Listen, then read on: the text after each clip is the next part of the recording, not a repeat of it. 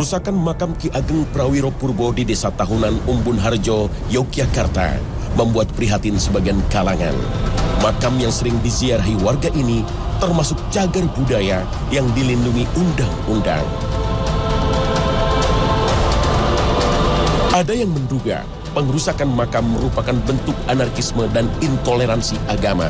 Pelakunya diduga karena memiliki pemahaman anti ziarah kubur. Benarkah karena motif keyakinan agama atau ada oknum yang sengaja mengadu domba umat Islam? Namun konon ada kelompok yang bernama Wahabi yang anti ziarah kubur karena dianggap perbuatan syirik. Konon kelompok ini juga tak suka bersolawat, apalagi bertawassul. Bahkan mereka dituduh berkomplot dengan Zionisme untuk memecah belah umat Islam. Benarkah mereka pelakunya?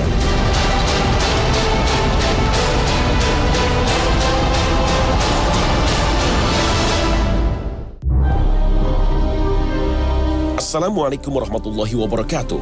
Pemirsa Khazanah Trans 7, semoga pagi ini kita berada dalam lindungan dan hidayah Allah Ta'ala. Khazanah, ensiklopedia Islam dunia, kembali menyapa pemirsa untuk saling berwasiat dalam kebenaran dan kesabaran. Mungkin tidak semua orang faham apa yang dimaksud Wahabi. Istilah Wahabi selalu disematkan kepada pemahaman para ulama Saudi, padahal mereka sendiri tidak pernah menamakan diri mereka sebagai kaum Wahabi.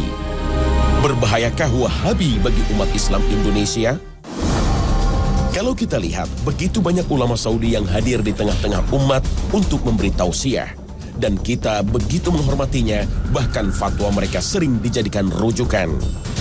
Apakah karena berbeda faham misalnya soal tawasul kepada ahli kubur, ngalap berkah pada para wali, atau berbagai tradisi seperti tahlilan, yasinan, atau mauludan dikelompokkan sebagai Wahabi?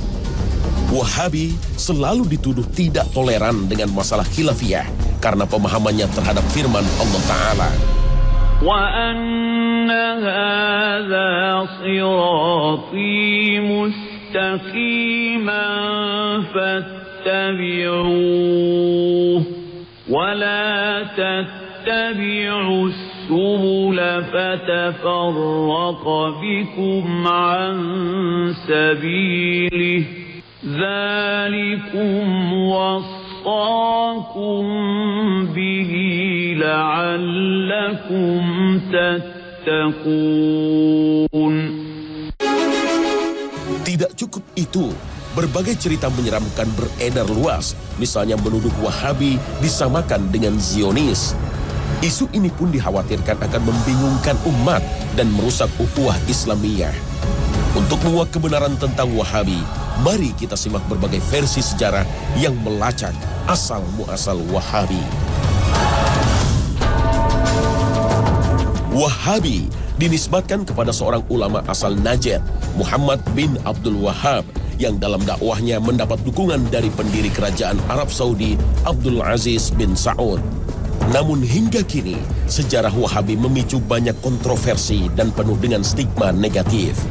Seorang sejarawan, Ahmad Mansur Suryanegara, dalam bukunya Api Sejarah misalnya, mengkaitkan Wahabi dengan imperialisme dan kolonialisme barat terhadap dunia Islam.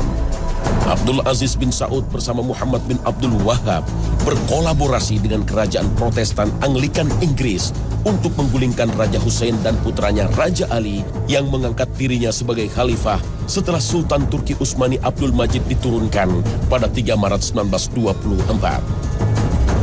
Raja Hussein mengklaim batas wilayah Arabia meliputi Palestina dan Syria sebagai wilayahnya. Sementara kerajaan Protestan Anglikan Inggris memilih mendukung Abdul Aziz bin Saud sebagai penguasa Saudi karena tidak mengklaim Palestina dan Syria sebagai wilayahnya, hingga memungkinkan berdirinya negara Israel sesudah Perang Dunia Kedua. Karena itulah, menurut buku ini, kerajaan Saudi dianggap sebagai pemberontak terhadap kekhalifahan Turki Utsmani. Pada tahun 1962, dirilis sebuah film berjudul Lawrence of Arabia yang menceritakan kisah seorang letnan dari pasukan Inggris, Thomas Edward Lawrence, yang berperan di balik berdirinya kerajaan Arab Saudi. Film yang konon diambil dari kisah nyata ini memicu kontroversi karena Lawrence membantu klan Saud untuk memerangi Khalifah Turki Utsmani dan mendirikan kerajaan Arab Saudi. Menurut sejarawan Inggris Martin Gilbert, Lawrence adalah seorang agen Zionis seperti dikutip Jerusalem Post edisi 22 Februari 2007. Sejarah pun mencatat runtuhnya kekhalifahan Turki Utsmani akibat infiltrasi Zionisme setelah Sultan Mahmud II menolak keinginan Theodor Herzl untuk menyerahkan Palestina ke bangsa Yahudi. Teori ini seolah-olah mendapat pembenaran jika kita lihat kerajaan Arab Saudi menjadi teman dekat Amerika Serikat. Apalagi dalam sebuah memoir seorang mata-mata Inggris yang berjudul Hamfer, The British Spy to Middle East, menyebutkan bahwa Inggris telah merekayasa Muhammad bin Abdul Wahab sebagai imam dan pendiri gerakan Wahabi. Hamper berpura-pura menjadi seorang Muslim dan berganti nama menjadi Muhammad. Ia mengaku sebagai ideolog dan gurunya Muhammad bin Abdul Wahab. Kisah ini ditulis juga oleh Abdullah Muhammad Sindi, seorang profesor hubungan internasional berkebangsaan Saudi Amerika, yang menulis artikel bertajuk Britain and the Rise of Wahhabism and the House of Saud. Menurut Profesor Sindi, Hamper telah memberi Abdul Wahab uang dan hadiah-hadiah lainnya, mencuci otaknya dengan meyakinkannya bahwa orang-orang Islam mesti dibunuh karena mereka telah melakukan penyimpangan yang berbahaya. Kaum muslim telah keluar dari prinsip-prinsip Islam yang mendasar. Mereka semua telah melakukan perbuatan-perbuatan bid'ah dan syirik. Hamper juga membuat sebuah mimpi liar dan mengatakan bahwa dia bermimpi Nabi Muhammad SAW mencium kening Abdul Wahab. Berdasarkan versi ini, Abdul Wahab menjadi terobsesi dan merasa bertanggung jawab untuk melahirkan suatu aliran baru di dalam Islam yang bertujuan memurnikan dan mereformasi Islam. Aliran ini lalu menyerang dan memberantas semua adat kebiasaan buruk masyarakat Arab. Menurut Wahabi, orang yang menyembah selain Allah Subhanahu wa Ta'ala telah musyrik dan boleh dibunuh. Wahabi pun dipandang sebagai salah satu aliran yang menumbuhkan benih-benih radikalisme dalam Islam. Benarkah semua tuduhan ini? Tunggu dulu, kita jangan terlalu percaya, karena sejarah bisa saja sebuah fakta yang direkayasa untuk kepentingan politik dan kekuasaan. Jangan-jangan ini sebuah konspirasi untuk memecah belah umat dengan cara menciptakan Wahabi sebagai musuh umat Islam. Mari kita simak sejarah versi lain. Wahabi selalu diidentikan dengan kelompok teroris, padahal Al-Qaeda yang dituduh kelompok ekstrim justru bermusuhan dengan pemerintah Saudi. Para ulama Saudi yang dituduh Wahabi sesungguhnya ulama yang mengikuti prinsip salafus soleh, antara lain melarang umat Islam berunjuk rasa, apalagi memberontak kepada penguasa muslim. Sejarah Wahabi dalam versi lain banyak diteliti oleh para ilmuwan seperti Hanif James Oliver dan Nathanael DeLong Bass dari Georgetown University, Amerika Serikat. Istilah Wahabi bukan dinisbatkan kepada Muhammad bin Abdul Wahab, tetapi kepada Abdul Wahab bin Abdurrahman bin Rustum yang wafat pada tahun 2011 Hijriah. Sedangkan Muhammad bin Abdul Wahab lahir pada tahun 1151 Hijriah. Kelompok ini begitu ekstrim terhadap para ulama ahli sunnah yang ajarannya banyak menyimpang. Isu Wahabi sengaja digulirkan oleh para imperialis seperti Inggris dan Perancis. Bahkan di Indonesia, imam bonjol yang mengobarkan perang Padri dituduh sebagai Wahabi karena dakwahnya membongkar kebiasaan kaum adat. Karena itulah Wahabi diisukan sebagai kelompok sesat. Kalau begitu, siapa sesungguhnya Muhammad bin Abdul Wahab? Muhammad bin Abdul Wahab bin Sulaiman bin Ali bin Muhammad bin Ahmad bin Rashid bin Barra bin Mushrif At-Tamimi lahir pada tahun 1694 Masehi di kota Uyainiyah yang masih masuk wilayah Najd sebelah barat kota Riyadh. Beliau banyak belajar fikih mazhab Hambali dan sangat tertarik mempelajari kitab-kitab Syekhul Islam Ibnu Taimiyah dan muridnya Ibnul Qayyim rahimahullah. Di Madinah, beliau berguru kepada Asy-Syaikh Abdullah bin Ibrahim bin Saif An-Najdi dan Asy-Syaikh Muhammad Hayah bin Ibrahim As-Sindi. Dalam dakwahnya, Muhammad bin Abdul Wahab sangat mementingkan masalah akidah yang lurus untuk membebaskan umat Islam dari syirik, bid'ah, dan khurafat. Pada saat itu, kuburan sahabat Nabi banyak dikeramatkan, diagungkan, bahkan dijadikan tempat untuk meminta-minta. Karena dakwah inilah, beliau selalu menjadi sasaran pembunuhan. Meskipun sempat terusir dari kawasan Uyainiyah, Syekh Muhammad bin Abdul Wahab tak pernah berhenti untuk berdakwah. Pada masa itu, pada abad 12 Hijriah atau abad 17 Masehi, kehidupan politik di Jazirah Arab berada dalam kekacauan.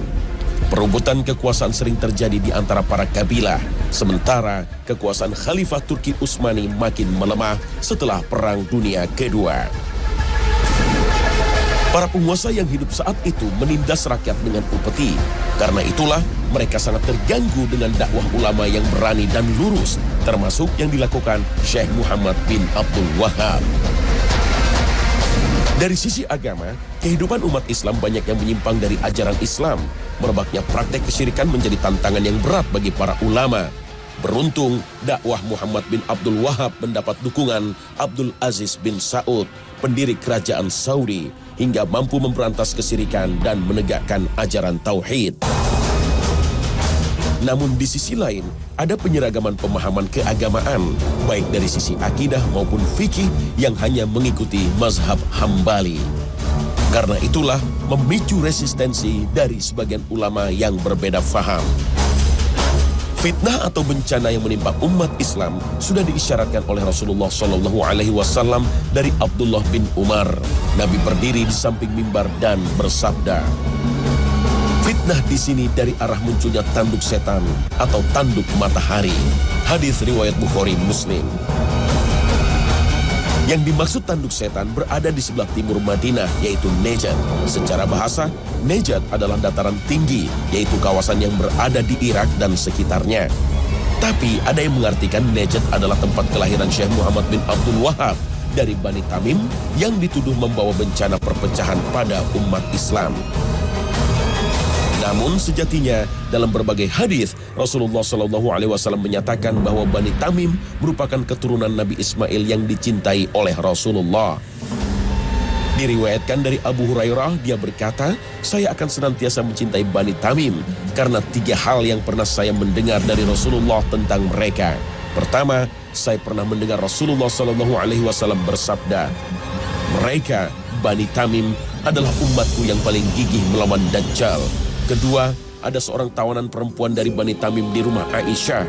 Kemudian Rasulullah bersabda, 'Hai Aisyah, bebaskanlah ia karena ia adalah keturunan Ismail.' Ketiga, Rasulullah SAW pernah bersabda ketika ada zakat dari Bani Tamim, 'Ini adalah zakat kaum kami.' Hadis riwayat Bukhari. Namun, dalam hadis lain Rasulullah juga menyatakan dari kalangan Bani Tamim akan muncul kelompok yang membawa bencana bagi umat Islam. Kelompok ini disebut Khawarij yang mudah mengkafirkan kaum muslim, bahkan tidak segan membunuhnya karena berbeda faham. Diriwayatkan dari Abu Sa'id Al-Khudri radhiyallahu anhu berkata, ketika kami sedang bersama Rasulullah SAW yang sedang membagi-bagikan pembagian harta, datang Zulhuwaisyrah, seorang laki-laki dari Bani Tamim, lalu berkata, "Wahai Rasulullah, tolong engkau berlaku adil." Maka beliau berkata, "Celaka kamu. Siapa yang bisa berbuat adil kalau aku saja tidak bisa berbuat adil? Sungguh kamu telah mengalami keburukan dan kerugian jika aku tidak berbuat adil." Kemudian Umar berkata, "Wahai Rasulullah, izinkan aku untuk memenggal batang lehernya." Beliau berkata, "Biarkanlah dia, karena dia nanti akan memiliki teman-teman yang salah seorang dari kalian memandang remeh solatnya dibanding salat mereka, puasanya dibanding puasa mereka. Mereka membaca Al-Quran, namun tidak sampai ke tenggorokan mereka. Mereka keluar dari agama seperti melesatnya anak panah dari target, hewan buruan." Sebagai seorang muslim, kita harus hati-hati dengan berbagai tuduhan ini karena akan memicu perpecahan umat. Allah Ta'ala berfirman, يا أيها الذين آمنوا إن جاءكم فاسق بنبأ فتبينوا أن تصيبوا قوما بجهالة فتصبحوا على ما فعلتم نادمين. Untuk memahami pemikiran Syekh Muhammad bin Abdul Wahab tidaklah sulit. Berbagai buku karyanya bisa dijadikan rujukan hingga kita tidak mudah terbawa isu negatif. Syekh Muhammad bin Abdul Wahab pernah menulis surat kepada penduduk Qasim untuk membantah berbagai fitnah seperti dikutip dalam berbagai kitab seperti karya Mas'ud An-Nadawi yang berjudul Muhammad bin Abdul Wahab Muslih Mazlum, karya Abdul Aziz Abdul Latif yang berjudul Da'awi Munawi'in li Dakwah Muhammad bin Abdul Wahab, atau buku karya Syekh Soleh Fauzan yang berjudul Min A'lam Al-Mujaddidin. Salah satu yang dibantah beliau adalah tuduhan bahwa dirinya mengingkari berbagai kitab imam mazhab dan mengatakan bahwa perbedaan pendapat antara para ulama sebagai bencana. Dalam salah satu kitabnya, Usul Salatha, beliau banyak mengutip pendapat Imam Syafi'i dan Ibnu Katsir. Inilah sebagai bukti kecintaan beliau kepada para imam mazhab, tidak hanya berpegang kepada mazhab Hambali. Syekh Muhammad bin Abdul Wahab dituduh mengharamkan ziarah kubur, mengkafirkan orang yang bertawassul, dan berencana menghancurkan kubah yang berada di atas makam Rasulullah. Menjadikan makhluk sebagai perantara doa kepada Allah atau disebut tawassul menjadi perdebatan di antara para ulama. Sayyid Muhammad Alwi Al-Maliki, seorang ulama Ahlus Sunnah yang menjadi guru para ulama Indonesia, menulis sebuah buku Mafahim Yajib At-Tusohah, antara lain mengutip pendapat Syekh Muhammad bin Abdul Wahab tentang kontroversi tawassul. Sebagian membolehkan tawassul kepada orang-orang soleh, dan sebagian lagi mengkhususkan hanya kepada Nabi Muhammad SAW. Dan kebanyakan ulama melarang hal itu dan memakruhkannya. Meskipun yang benar menurut kami adalah pendapat jumhur, yaitu bahwa hal itu makruh. Oleh karena itu, kami tidak mengecam terhadap orang yang melakukannya dan tidak ada kecaman terhadap masalah-masalah ijtihad. Akan tetapi kecaman kami adalah terhadap orang-orang yang memohon kepada makhluk lebih besar daripada memohon kepada Allah Subhanahu wa Ta'ala. Fatwa ini pernah dipublikasikan oleh Universitas Imam Muhammad bin Saud Al-Islamiyah dalam Pekan Syekh Muhammad bin Abdul Wahab. Dalam fatwanya, Syekh Muhammad bin Abdul Wahab juga menjelaskan dirinya tidak mengkafirkan seorang pun dari kalangan muslim yang melakukan dosa, sebagaimana yang dilakukan kaum Khawarij. Beliau juga berpendapat wajib taat kepada para pemimpin muslim, baik yang bertindak adil maupun zalim, selama mereka tidak menyuruh kepada perbuatan maksiat. Inilah yang menjadi keyakinan jumhur ulama Ahlus Sunnah wal Jamaah. Bantahan terhadap berbagai fitnah ini juga pernah disampaikan oleh Raja Abdul Aziz dalam pidatonya di hadapan jamaah haji pada 11 Mei 1929, seperti ditulis dalam buku Al-Wajiz fi Sirah Malik Abdul Aziz. Mereka menamakan kami sebagai orang-orang Wahabi. Mereka menamakan mazhab kami Wahabi dengan anggapan sebagai mazhab khusus. Ini adalah kesalahan yang amat keji, muncul dari isu-isu bohong yang disebarkan oleh orang-orang yang mempunyai tujuan tertentu. Dan kami bukanlah pengikut mazhab dan akidah baru. Muhammad bin Abdul Wahab tidak membawa sesuatu yang baru. Akidah kami adalah akidah salafus soleh, yaitu yang terdapat dalam kitab Allah dan sunnah Rasulnya, serta apa yang menjadi pegangan salafus soleh. Kami memuliakan imam-imam yang 4.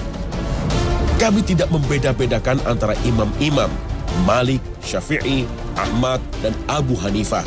Seluruh mereka adalah orang-orang yang dihormati dalam pandangan kami, sekalipun kami dalam masalah fikih berpegang dengan mazhab Hambali.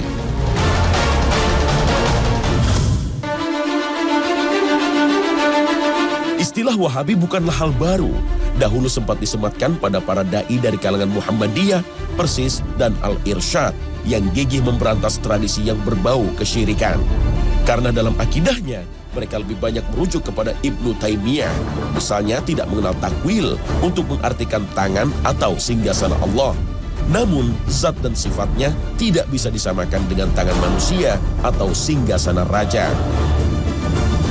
Gerakan Muhammadiyah, Persis, dan Al-Irsyad banyak terinspirasi dengan doktrin Muhammad Abduh yang menyuarakan gerakan tajdid atau pembaharuan Islam.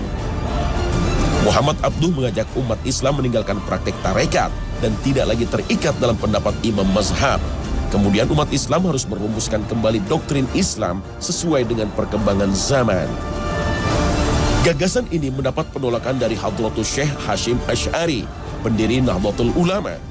Untuk memahami Al-Quran dan Sunnah Nabi tidak mungkin utuh tanpa mempelajari pendapat para ulama salaf, terutama para imam mazhab. Hasyim Asy'ari pun berpendapat tidak semua tradisi keagamaan dianggap menyimpang dari syariat Islam. Perbedaan faham ini sempat menyulut konflik sosial. Namun, seiring makin bijaknya para ulama, mereka tidak lagi mempersoalkan masalah khilafiyah. Jika masih ada dai-dai yang bersikap ekstrim, sudah selayaknya kita menasihatinya dengan bijaksana, bukan melawannya dengan berbagai tuduhan keji. Doktrin Kiai Hasyim Asy'ari sebenarnya seirama dengan pemahaman kaum salaf yang berusaha memahami ajaran Islam dengan merujuk pada Al-Quran dan Sunnah. Berdasarkan pemahaman salafus sholih, yaitu 3 generasi awal, para sahabat, tabi'in, dan tabi'ut tabi'in, sebagaimana sabda Nabi bahwa mereka adalah generasi terbaik. Namun gerakan salaf yang berkembang di Indonesia mendapat stigma negatif sebagai kaum Wahabi. Mereka dituduh tidak bisa berkompromi dengan masalah bid'ah dan tradisi keagamaan yang tidak pernah dicontohkan oleh generasi salafus soleh. Baik kaum Salafi, Nahdlatul Ulama, Muhammadiyah ataupun Persis sejatinya mengaku sebagai kaum Sunni atau Ahlus Sunnah wal Jamaah. Menurut Imam Ibnu Jauzi, tidak diragukan lagi orang yang mengikuti sunnah Rasulullah SAW dan para sahabatnya adalah Ahlus Sunnah. Sedangkan yang dimaksud wal Jamaah adalah mereka yang bersatu di atas kebenaran dengan mengikuti pemahaman para sahabat, tabi'in, dan orang-orang yang mengikuti mereka. Perbedaan faham di antara para ulama tidak seharusnya merusak ukhuwah Islamiyah. Imam Malik rahimahullah berkata, percekcokan dan perdebatan dalam ilmu itu menghilangkan cahaya ilmu dari hati seorang hamba. Sementara Imam Asy-Syafi'i rahimahullah berkata, percekcokan dalam agama itu mengeraskan hati dan menanamkan kedengkian yang sangat. Perbedaan faham mungkin tidak bisa dihindarkan, tetapi seringkali kita mudah memberikan stigma negatif karena hanya berbeda faham. Begitu pula sebaliknya, mungkin kita gampang memvonis sesat atau syirik kepada sesama muslim. Al-Quran telah memberi panduan untuk orang-orang beriman agar menjauhi pertengkaran dengan kata-kata yang melukai saudara kita. Allah Ta'ala berfirman, dan katakanlah kepada hamba-hambaku, hendaklah mereka mengucapkan perkataan yang lebih baik, benar. Sesungguhnya setan itu menimbulkan perselisihan di antara mereka. Sesungguhnya setan itu adalah musuh yang nyata bagi manusia. Al-Quran, Surah Al-Isra, ayat 53.